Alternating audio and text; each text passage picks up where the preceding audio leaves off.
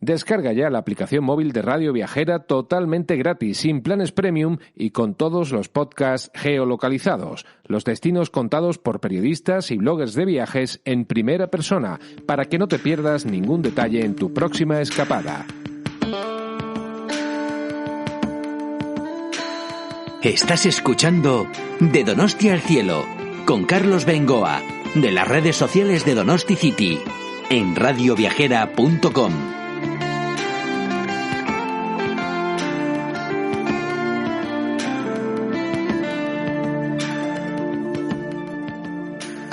Amigos, ¿qué tal? Un saludo de Carlos Bengoa desde San Sebastián. Nuevo podcast de Donosti al Cielo, podcast de las redes sociales de donosticity.org.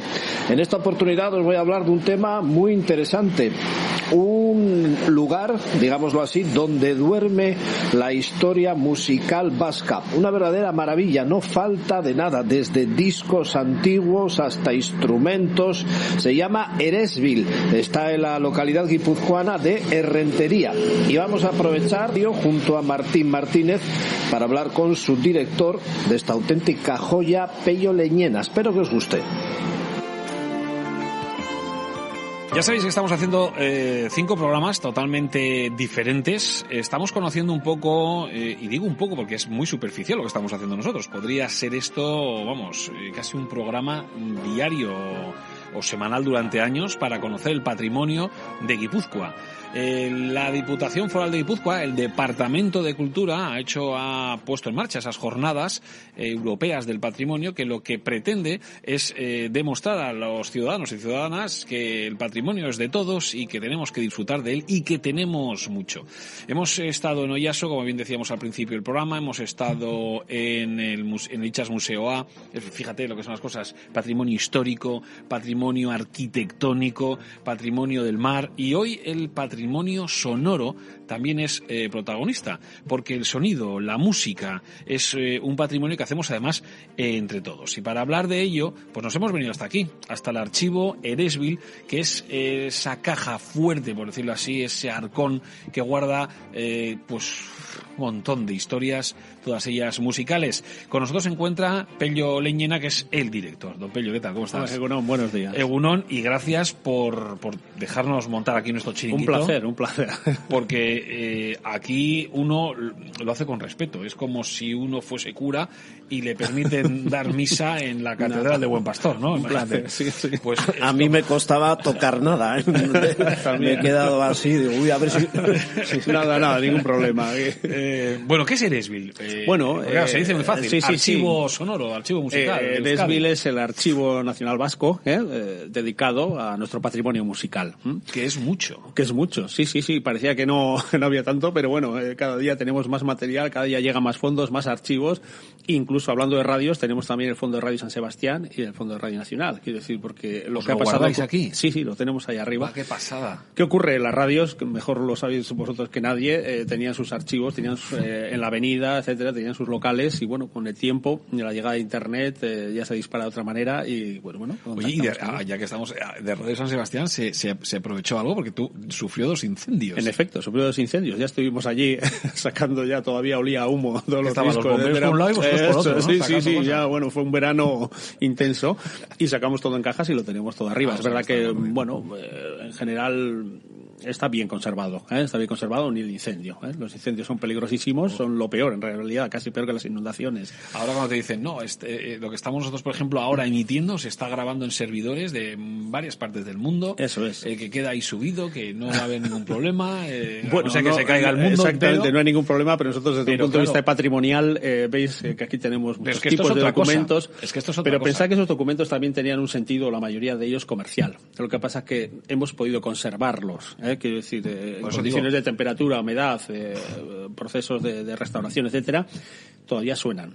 Pero ¿qué nos pasa ahora en la actualidad? Estamos hablando de lo digital, pero asusta. Ese servidor ya no está aquí, está fuera. Tenemos que ese patrimonio que nos llega de manera masiva también en ficheros, sonido, de manera no física, muchas veces. tenemos que conservarlo y tenemos que tener nuestros propios servidores, nuestros propios discos duros. Hay que hacer una política que ya estamos poco a poco haciéndola de conservación propia. Yo me quedo con esto. Sí, sí. Lo físico. Sí, de hecho, bueno, ahora dicen que hay esa vuelta al vinilo, en efecto, entre comillas, yo creo, ¿no? Sí, lo vintage. Lo vintage, sí. Pero esto ya no es vintage, esto es mucho más. Esto es más. Sí, es mucho más. Vosotros a través de las cámaras lo estaréis viendo y los que nos estáis escuchando ahora mismo, bueno, pues ya os emplazo a que lo veáis en YouTube cuando podáis. Tenemos una vitrina con, un montón de material totalmente diferente y todos son música vasca. En efecto, sí, son sistemas los cuales se ha pasado a la historia. Los registros son los registros sonoros. Tenemos cintas, tenemos cilindros de cera, que fue previo, anterior a lo que es el disco plano que conocemos nosotros. Luego el disco fue de pizarra, no era de vinilo. El vinilo es otro material. El vinilo es mucho más moderno. Más moderno. Eran discos de pizarra, son como de piedra, que los veis ahí abajo, muy frágiles. Eran tipo picapiedra. Exactamente, muy frágiles, había que poner unas agujas concretas. Ahí tenemos también una gramola, donde se podía escuchar. Y luego vino el vinilo, luego vino también lo que es la cinta de bobina, que la vemos ahí, la BASF alemana, que fue un invento alemán, muy relacionado con la propaganda. Esto también es un detalle importantísimo. La cinta permitía cortar un discurso de Hitler, por ejemplo, casual, y los aliados no tenían conocimiento de este sistema. Fijaros, una cosa innovadora. Los famosos, en la radio nos conocíamos como los famosos Revox. Los Revox era la marca del magnetófono. Eso. Tenemos arriba también, claro, tenemos luego un laboratorio donde tenemos que poder escuchar todos estos tipos de soportes, ¿no? Para poder digitalizar. Fíjate lo que son las cosas, qué pena es eso, para que veáis lo importante es conservar estas obras de arte o las cosas. Es que un amigo nuestro que es Juan Carlos, el que era disc jockey de Q, que era muy importante en aquel día, vino, yo me acuerdo estando yo en la radio, vino de Ibiza te estoy hablando hace muchos años, con una cinta de estas, Revox, con una versión que habían hecho de un tema de Michael Jackson, que lo habían hecho cortando, pegando. Efecto. O sea, en aquel entonces no había ordenadores de aquí cojo, aquí pongo y tal. Y aquello era maravilloso. Claro. La pena es que luego pues se perdiera, porque esas cosas ahí quedan. Claro. Ahí quedan. Pero bueno, es una maravilla. He visto que tienes hasta DATS. El DAT, que es una cinta digital audio tape. Sí. Aquello parecía que iba a ser la bomba. Sí. Con ese sistema grabamos el concierto de B.B. King en el Festival de Jazz de Donostia. Claro. Y he visto también el minidisc que tenéis ahí. Minidisc, en efecto. Sí, un soporte muy efímero también. Y el minidisc. Eso sí que guardo, Eso sí que guardo. Mira, minidisc todavía hay DAT, sí que guardo. En mis años, cuando iba a Zubieta, a cualquier evento deportivo, ahora recuerdo el minidisc, vamos, era ya la revolución máxima, ahora ya con el móvil haces programas en directo y con buen sonido. ¿Cómo ha variado todo? ¿Desde cuándo tenéis? O sea, ¿cuál sería la obra más antigua que guardáis aquí? La obra más antigua en cuanto a registro sonoro. Sí, claro. A registro sonoro, pues tendremos discos de pizarra. Los cilindros de cera, 1870, 80. 1870 ya se grababa. Sí, eran de la familia. Sí, se grababa, pero pensad, allá arriba hay una fotografía donde podéis ver a Usandizaga grabando las golondrinas. Y en realidad se grababa sobre esa. ¿Veis? El que está de pie es el cantante y tiene como una trompeta al lado. Eso es lo que está generando la grabación. Pero pensad que de ahí solo salía un cilindro de cera. Entonces, como mucho, se podían hacer 5 copias o 6. Suponeros el precio que tenía que tener cada una de ellas. En este caso, esta familia de cilindros, esta colección de cilindros de cera que tenemos pertenece a la familia Ibarra, de vizcaína, o sea, de industriales, porque el precio de un cilindro estos podía ser 35 pesetas, 35 pesetas una familia podía subsistir durante muchos meses. ¿A cambio qué podría ser eso ahora? ¿Y hoy día sonarían? Sí, suenan. De hecho, de esa colección, que sufrió mucho porque pasó las inundaciones de Bilbao. Suponeros lo que es llegar las cajas de madera aquí, es abrirlas aquellas, parecía que estábamos. El problema que tuvieron es que no se sacaron y se pusieron a secar. El agua es un gran enemigo, pero si lo limpias, quitas el barro, etcétera, y lo pones a secar algo, incluso un papel, pues se puede volver a. El fuego no, pero en el caso del agua. ¿Y qué ocurrió? Que con la guata que tenían cada uno de los cartones se generaron hongos. Pero es verdad que unos 120, 30, 40 cilindros, hemos conseguido Vino un técnico austriaco, un profesional ya jubilado, pero del Archivo Nacional, vino con su máquina, que se la habían hecho unos ingenieros, entonces pudimos recuperar unos 120, 130 discos. Y digitalizarlos, claro. Digitalizarlos, en efecto. Le iba a preguntar si vengo aquí un día a escuchar a Luis Mariano, le escucho. Sí. Pues, pero si ya hay de 1890... Sí. Luis Mariano es muy moderno. Sí. No escuchábamos otra cosa en el coche cuando íbamos a aquellas cintas. Claro, no pretendas escuchar con la calidad del copón. No, grababa como grababa. En efecto, la calidad es la que era. Bastante era que claro, exactamente. Que guardaban el audio. Eso es, sí, pero bueno, eran cantantes de ópera, eran en realidad colecciones comerciales también, cantantes de ópera de zarzuela, de Latinoamérica, etcétera. Era un sistema impresionante. Y tenéis digitalizadas carátulas de discos también, ¿no? Sí, en efecto. Ya estamos finalizando, casi lo tenemos ya finalizado, un proyecto de digitalización de carátulas de discos. Auspiciado por el gobierno vasco, y con la idea es que en breve, yo creo que a finales de año ya, en el portal digital Euskariana, que es el sucesor de LibruClick, ya se puedan visualizar y relacionar también con las fichas. En realidad son referencias, pero bueno, estamos haciendo un trabajo sobre iconografía, ¿no? Que yo creo que puede ser muy interesante también con las carátulas de discos. Es un auténtico trabajo de CSI, pero musical, ¿no? A la hora de pasarlo a MP3, luego ya eso ya queda guardadito. Seguimos, en efecto, seguimos una normativa internacional. Somos socios de la IASA, International Association Sound Archives, donde ya hay unas pautas de cómo tenemos. Nosotros siempre trabajamos, la mayoría de nuestros procesos son sobre normativas internacionales, para seguir también aprovechando la experiencia de otras entidades. Y ahora lo mejor, cualquier ciudadano o ciudadana que estemos en Euskadi podemos venir hasta aquí y como una biblioteca, porque lo estamos viendo al otro lado de las cámaras, sentarnos, buscar y escuchar esa persona que, por ejemplo, ahora ese cilindro maravilloso que me has dicho que tenéis ahí, que podríamos escuchar esas cantantes de ópera. También animo por supuesto, encantados de que vengan. Para nosotros es un placer poder atender al público, pero también en nuestra página web hay una web temática dedicada a este tema. Sobre toda esta colección podéis escuchar registros allí también, que decir que hay un trabajo de investigación. Pero yo estoy ya cardíaco total por escuchar aquel. ¿Cómo es la web? Será eresville.eus.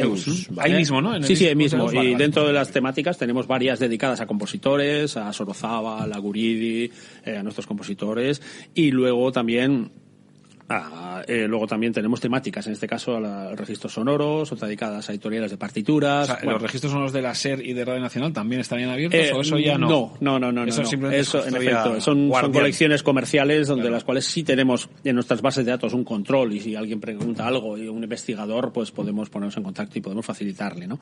Pero ya la mayoría de los materiales son comerciales, con lo cual el uso se puede hacer un uso aquí en sala a nivel de investigación. Quiere decirse, por ejemplo, que nosotros el año pasado hicimos el villancico de Habla Radio como documento sonoro, igual no tiene un valor musical, digamos, importante. ¿Lo ves bien? Fue viral. Igual nuestras voces no son las grabadas por el cilindro de... Claro, pero luego las retocó Juan Dilago, que incluso sonaba bien hasta que hizo hasta... O sea, claro, ese es el tema. Que llevaba las tertulias, que era... Ahora no me acuerdo el nombre. Boni Aldaya. Ese.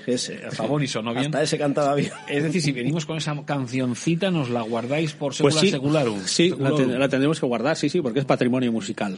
Todo ese patrimonio que... Es que nos da una importancia entonces que es una pasada. Que no nos lo creemos. Es decir, guardáis cualquier obra nueva que salga al mercado. Sí, en efecto, somos patrimoniales. Ahora, por ejemplo, que se acerca la Feria de Durango, pues iremos allí y aquí, también recibimos el depósito legal. Quiere decir que todo lo que tienen que depositar los fabricantes, editoras, recibimos un ejemplar. Nosotros, como Archivo Nacional de Patrimonial. Que lo mismo pasa con los libros. Exactamente, libros. Y luego es verdad que también nuestra colección o biblioteca que la estáis viendo aquí también se abre, quiere decir que también tenemos a Beethoven, quiere decir que lo vasco es importante, pero también. Y luego tenemos una nueva sección de danza que ya llevamos trabajando ya bastante tiempo, o sea, música y danza también, desde el 2009, y hoy está cogiendo cuerpo también en cuanto a bibliografía, revistas y también, Estamos hablando de las jornadas europeas del patrimonio, y las jornadas se caracterizan este año, como lo podéis ver además si queréis, que han puesto muy bien en la pantalla, por ser un patrimonio accesible e inclusivo. Y bueno, pues Eresbil se ha sumado a esas jornadas. Realizasteis una mesa redonda precisamente sobre el archivo y la discapacidad, que es todo un reto, ¿no? En efecto. Bueno, la relación entre la discapacidad visual y la música siempre ha sido importantísima. ¿Cuántos compositores en la historia de la música han sido discapacitados visuales, ¿no? Ciegos? Siempre ha sido impresionante. Entonces, la música siempre tiene una relación muy directa con la discapacidad visual. Por eso se me ocurrió, partiendo de una historia ya previa que nos ocurrió en el 2003 con un fondo que ingresó de Félix Madinabeitia. Este era un chistular y organista de Elorrio, el cual era discapacitado visual. Entonces, a estos niños les enseñaban distintos sistemas para aprender la música. Claro, no vale con la partitura no es un soporte para ellos que puedan leer. Y entonces él ya utilizaba en aquella época el sistema Abreu, que es como un sistema Braille también, el Braille quizás más extendido en cuanto a lectura. Y bueno, recuerdo que cuando nos llegó aquel fondo, las partituras en Braille, ¿qué hay aquí dentro? ¿Cuáles son las partituras? ¿Quién es el autor? ¿Cuál es el título? ¿No? Entonces recurrimos a la ONCE y ya en aquel momento un investigador, Xavier Armendáriz, navarro, pamplonés, ya vino aquí al archivo, conseguimos que viniera e hiciera el inventario en el 2015. Entonces, para nosotros ya teníamos esa historia detrás y bueno, ya tenía un contacto, porque claro, así planteadas las jornadas había que andar rápido y contacté con Xavier Armendáriz, encantado. Y vino aquí y nos dio también esa charla que ya celebramos el 1 de octubre y luego también conseguimos que Concha Campo, una bibliotecaria dedicada al tema también de discapacidad visual en la ONCE, nos diera también formara parte de esa jornada y la verdad que fue interesantísima. Porque claro, nos enseñaron, por ejemplo, a nivel bibliotecario, cómo son los libros. Claro. Pues los libros ahora con la cuestión 3D, ya pueden hacer figuritas, pues como es, la puerta de Brandenburgo, ¿no? Entonces ya la hacen física, ¿no? Las texturas, etcétera. Es decir, que la imagen sería 3D. Exactamente. Para que ellos lo puedan tocar. Exactamente, para tocar con texturas, y luego pues el Braille, un sistema ya también muy, muy, muy conocido por ellos, pero claro, no nos damos cuenta que para una publicación, un libro, etcétera, pues hacen falta muchos volúmenes de Braille para... Claro. Y hablamos de Abreu, que era el sistema musical también, una escritura pensada, internacional, y claro, Félix Madinabeitia en concreto conocía las dos, teníamos partituras de Braille y de Abreu. O sea que fue una jornada, y luego ellos hablan de tiflotecnología, que es todo lo tiflotecnología. Que es todo aplicar las nuevas tecnologías, ya sea con el ordenador, etcétera, con lectores, reconocimiento, a su realidad. Claro. Y bueno, gracias a Roberto Doval, director de apoyo de la ONCE, y a Íñigo Arbiza, que igual le conocéis a nivel de prensa. Sí, estaba hablando con él todavía. Yo le conocía porque de jóvenes cantamos el Orfeón los dos y le enganché, oye Íñigo, ¿cómo enfocamos esto? Y la verdad que fue muy bien la jornada, fue muy técnica. Pero nos vino muy bien para cómo nosotros ahora en nuestra web, por ejemplo, que ahora le vamos a dar una vuelta, la vamos a cambiar a finales de año, cómo podemos incluir, por ejemplo, una imagen. Pues se mete una imagen, ese fichero tiene que tener lo que llaman unos metadatos, tiene que tener información por debajo para cuando alguien pase por ahí, le diga, pues es una foto de Usandizaga, ¿no? Dirigiendo. Que está sentado, que no sé qué. En efecto. Pues esos detalles tenemos que contemplarlos nosotros, que para nosotros ya lo vemos y no, pero, y bueno, por eso mismo nos ha resultado muy constructiva esta jornada, porque a nosotros también nos da herramientas para de ahí lo que decimos, que el patrimonio tiene que ser para todos. En efecto, entonces, inclusivo sobre todo y accesible. Oye, Pello, pues ha sido la verdad que un lujo. Gracias, pero seguiremos hablando, porque yo te voy a retar a que de vez en cuando pues te llamemos, nos dejes poner algún archivo de estos curiosos que tengáis, musicales y tal, y lo hablamos. Siete Cascopeña. Venga, bueno, no os vayáis porque enseguida vamos a hablar de todas las cosas. Descarga ya la aplicación móvil de Radio Viajera totalmente gratis, sin planes premium y con todos los podcasts geolocalizados. Los destinos contados por periodistas y bloggers de viajes en primera persona, para que no te pierdas ningún detalle en tu próxima escapada.